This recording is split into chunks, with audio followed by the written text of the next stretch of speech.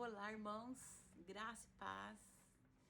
É uma alegria estarmos aqui hoje para falarmos sobre a carta de Paulo aos Romanos, do plano de leitura bíblica da nossa igreja, né? Vamos, como igreja, então, iniciar a leitura de Romanos, né? Do livro de Romanos.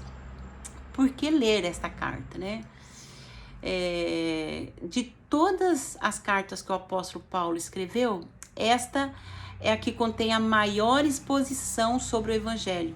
Fala dos temas, dos principais temas de toda a escritura nesta carta.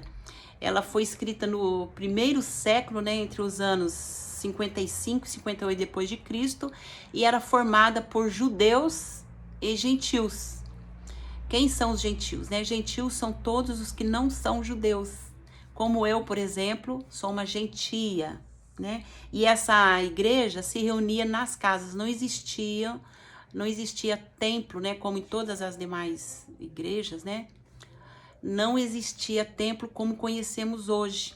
Eram casas, igrejas, como ali em Romanos 16:5 fala sobre uma dessas casas, onde os cultos eram realizados.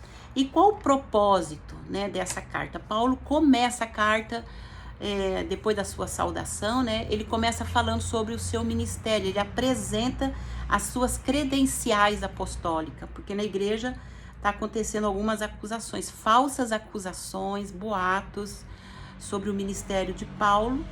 Então ele começa falando sobre o seu ministério, né?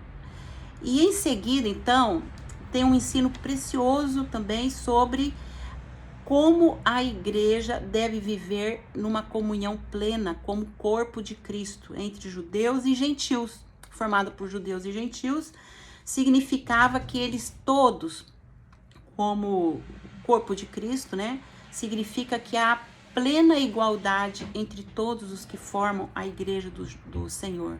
Não há judeu, não há gentil, todos somos um em Cristo. Então ele deixa claro a unificação dos judeus e dos gentios no pecado por causa da queda. E agora também na graça, todos iguais por meio de Jesus Cristo, ressaltando que a justiça salvadora do evangelho é uma necessidade para todos, né, para todos nós. E essa justificação vem pela graça de Deus por meio da fé. Então expõe que judeus e gentios, unidos no corpo de Cristo, constituem um único povo, né? Esse é o povo de Deus, o verdadeiro Israel espiritual. Todos nós, né, somos o verdadeiro Israel espiritual, a igreja do Senhor Jesus. Então, nesta carta, Paulo une os principais temas das escrituras, né? Como eu disse no início, ele fala sobre pecado, fala sobre lei, julgamento, o destino humano, fala sobre fé, obras, justificação, santificação, vai falar sobre eleição, o plano de salvação, a obra de Cristo e do Espírito, fala sobre a esperança cristã, a natureza e vida da igreja, fala sobre o lugar dos judeus e dos gentios nos propósitos de Deus, fala sobre a filosofia da igreja e a história do mundo, e fala sobre o significado e a mensagem do Velho Testamento. E por fim, né, fala sobre os nossos deveres como cidadãos cristãos, né?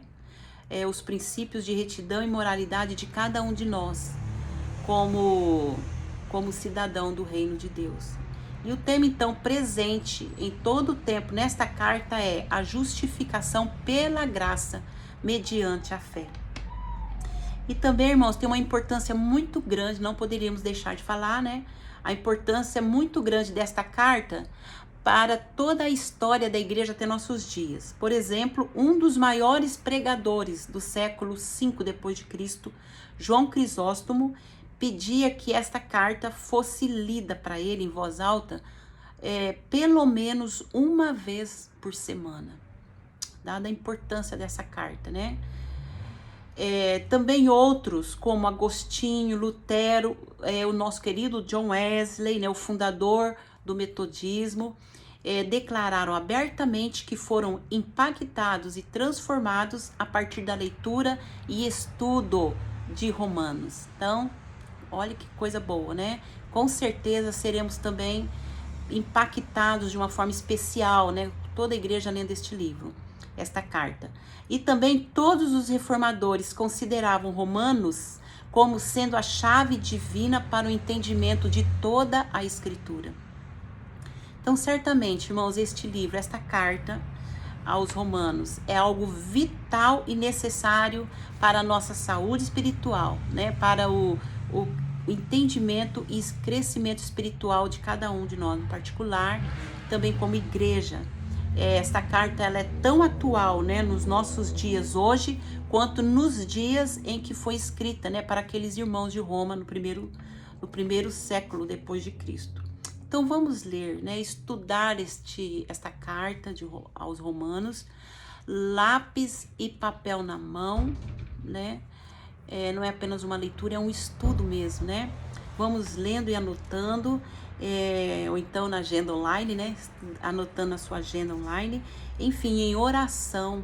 Deus tem algo grandioso para nós, né? Nesse tempo precioso de leitura e estudo desta carta aos Romanos. Amém? Então, boa leitura. Um estudo abençoado. Deus abençoe você, sua casa, abençoe todos nós. Tchau, tchau.